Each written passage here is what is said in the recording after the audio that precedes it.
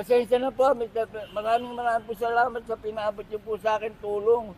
Pero ang kailangan po namin, trabaho. Napakahirap po na walang hanap buhay. Ayaw po namin na ayuda. Hanap buhay po ang kailangan namin. Bumaba ang krudo. Isa pa po yung naalala ko, Mr. President, hanggang kailan po yung gera? Hindi na po biro ito. Marami po mawawalan ng trabaho, Mr. President. Sana po, Mr. President, ang pakiusap ko lang po, magkaroon po ng peace talk. Maawa po sa amin ng Iran.